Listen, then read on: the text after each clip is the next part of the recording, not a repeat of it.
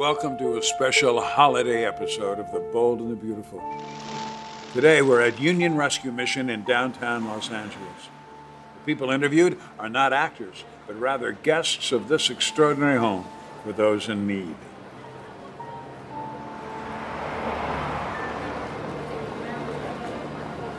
We're ready to help. You better be, because they're going to serve like 4,000 meals here today. Wow. Yeah, it's going to be very busy. We have to set up the tables, and we're going to break them down later. We're going to serve the food, and we want to greet everyone, too. Great. How's Andy and Kitty?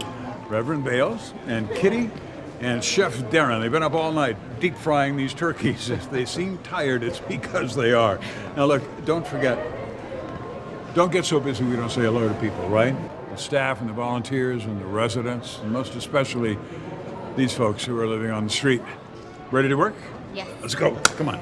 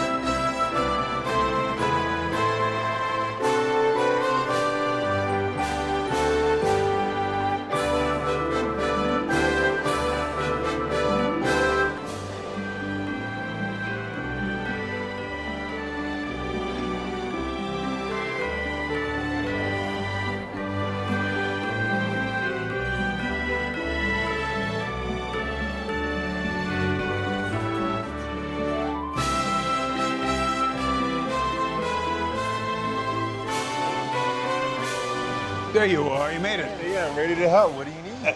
What do I need? Andy, hi. There you are. Good morning. Looking good, guys. Yeah, thanks. Hey, you know what? I think we're all here. My whole gang is here. Do you have a second to talk? Of course. Good. We're going to talk for a second. Yeah, I'll find something to do. You better. I am so impressed. You really look like you know what you're doing around here. Thank you guys for coming. It means a lot. Pleasure.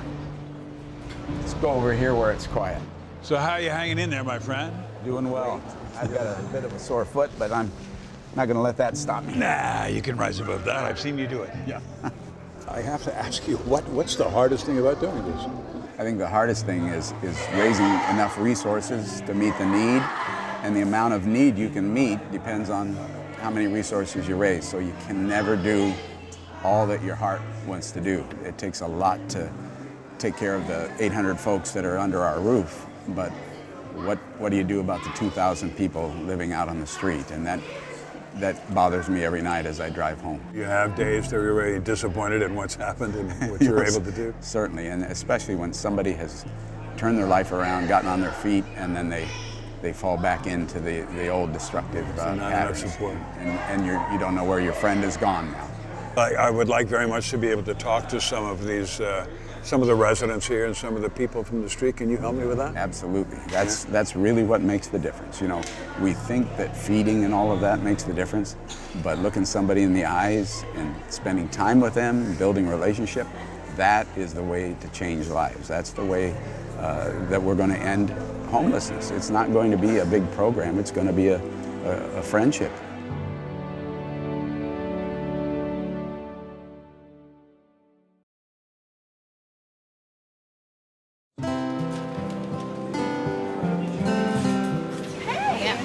You guys, I'm really glad we're doing this. No, this is what the holidays are all about. Talking with people. And the stories. There's so much wisdom in this building.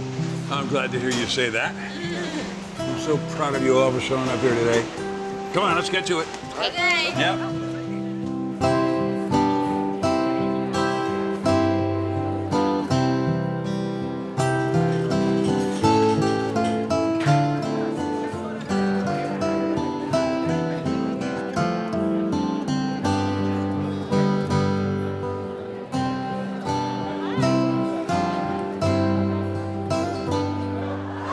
What's your experience been like being here? Oh, wow. At first, it was like, whoa. But a lot of love. A lot of love. and a lot of support. I feel a little bit better.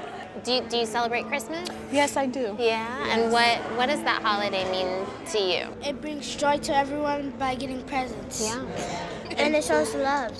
Love. Yeah. Because everybody's... Stories, like pictures. You bring out pictures and share it with family members. Like, do you have pictures with you? No, I don't. I didn't get a chance to bring any of that with me. So I'm basically starting over Wow. with everything. Wow. Furniture, TVs, everything you can name. I have to start over. Yeah. And that's hard, meaning taking the bus, trying to find an apartment, credit checks, and saving. Yeah. And then you have to save to get beds, couches, refrigerators, everything. So it's hard.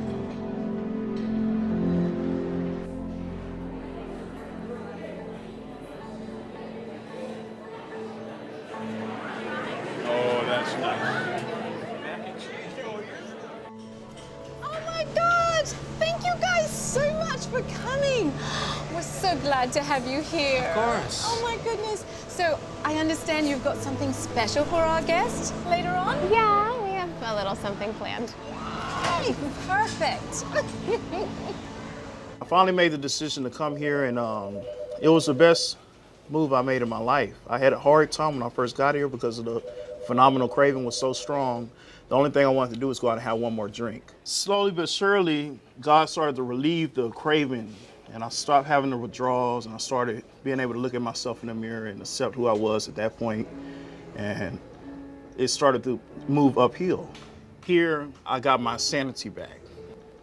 It was really a great learning process for me because I learned about discipline, I learned about having integrity, I learned about having respect, and owning up to your mistakes. Trying to make the best decisions in your life moving forward. Are you in the mentoring program? Am I They in have a a, mentoring they have a program mentoring here? program here that's We have long-ish. different churches that mentor some of the guys here. That's cool. And I've been to a couple of the churches, PCC. And what do you think is the best thing that they're able to do here? The best thing for you? What's the best thing they do for you? The best thing for me is take a man in that's broken from his drug or alcohol addiction, help you learn the underlying issues that want to cause you to go out and drink or use. So what do you think? What do you think that we should all ask for Christmas this year? I mean, if we could change things in this world for everybody, what do you think you should ask for? To learn how to love one another as brothers and sisters as God loves us as his children. That's what I would pray for. Simple as that, huh? Yeah. About that simple. Hi, Hey, guys. what's up, guys? Hello. How you What are all doing? your names? I'm Sarah. I'm Max. Damien. I'm Brandon. So what would you guys say is your Christmas wish? I just want our lives back. I lost my car and we got into a wreck. Next day I lost my job. And we were doing okay before then.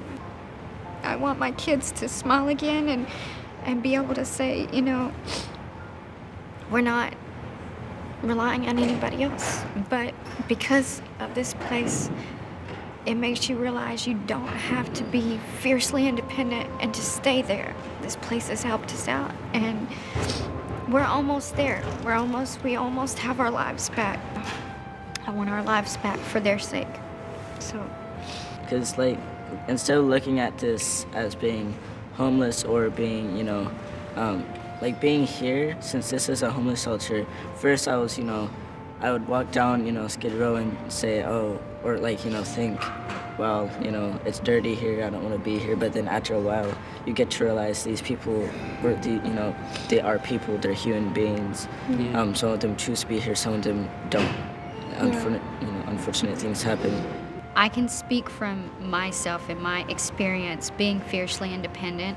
Sometimes you don't want to say, I need the help. Anybody can end up down here. Like I said, I have a degree in psychology. Doesn't mean you're uneducated because you end up homeless. I had a home before. I had my kids, I had my job, I'm mom. It was normal every day for us, and then bam, this happens. I can't say enough for the rescue mission because every single day they deal with hundreds and hundreds and hundreds of people, and they're caring. Mm-hmm. Thank you guys so much for sharing your story. We've all had those times where we were down, regardless of what put us there. And you guys are showing us that it doesn't matter where you fall, that you can always get up, and you don't have to get up alone. That's right. So thank you very much. You're welcome.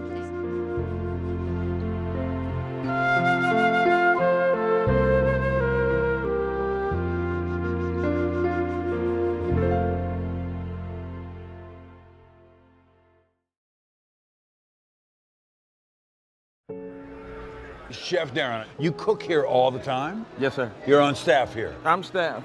I'm the dayside cook, 4 in the morning to 2 in the afternoon. And you cook, how many people you cook for every day? Every day? Approximately 1,500. You do? Every day. That's fantastic. 4 times a day. Because we have Okay. 4 different feedings. What about today now? This is like thousands. How many people is this today? Today our goal was to feed 4,500. Yeah. I think we went over. We might be at 5,200. That's a lot of turkeys. How many turkeys? 500 small turkeys, 200 large turkeys. What do you get out of this, you, besides a nice meal once in a while? For me, it's just the satisfaction of seeing someone get the nourishment that they need. Everybody wants to feel valued. Everybody wants to feel needed. So me, as a cook, as a chef, as a server, every day I come in to work, my goal is simply to make someone feel valued. And I do it with food.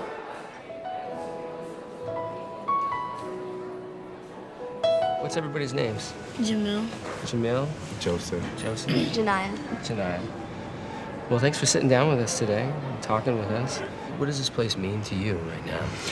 It's like a blessing because it was hard to find a place to go to with children. Like, I'm a single father with children, and I have a teenager, and this is the only place that I could get to help us. Yeah. If you had to get a message out there to people that they want to know more about missions, or you want to share with them how to feel about problems that may arise, what would you say to them?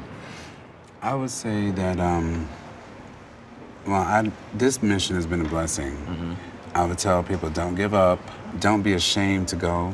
Don't be ashamed to go into a mission. I mean, missions where you're going to get help.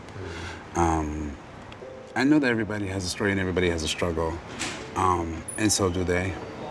They know that everybody's got a different story and everybody needs help in different ways. Uh-huh. So if you need help, go for the help. You know, I wouldn't really want to be living on the street with my children. So I came here and I didn't give up, you know. That's awesome. How long have you lived at Union? I've been staying here for about a month and a half. Okay. And where were you before that? Well, I've been homeless since February of 2012, and I've been staying in family members' houses, motel, trailer. I even went to Baja California for a while, and I recently came back, and that's why I came here. And what's it been like for you, Haley? It's been hard because we moved to different schools. So it's hard to leave your friends and yeah. What about for you, Destiny? It's too hard for us to be moving around a lot. Yeah. Mm-hmm. How about you?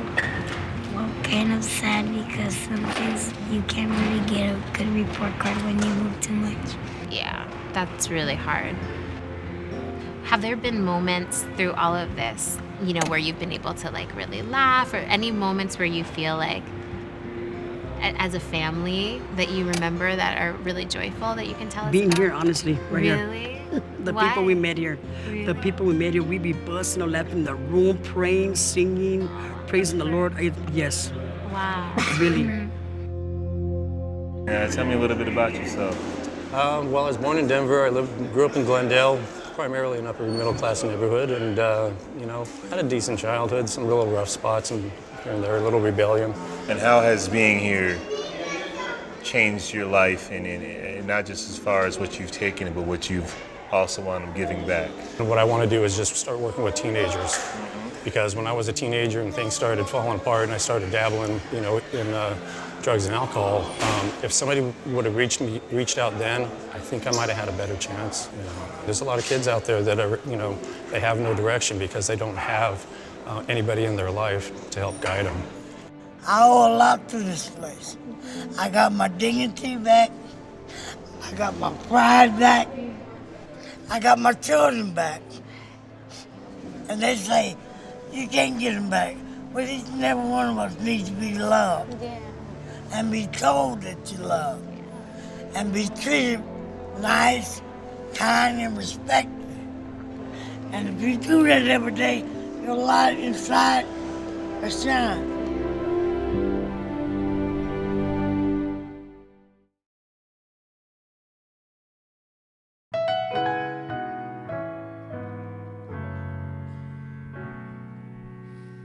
As the year comes to a close, was it everything you hoped? So many challenges and struggles can make it hard as we go through our day and search for a way. Did you find a time to step outside your own life? It's the spirit of season, and the season gives us reason to remember our blessings and help one another, no matter who you are and no matter where you've been. This is where it all begins, because the greatest gift is the one. Yeah, the greatest gift is the one we give each other.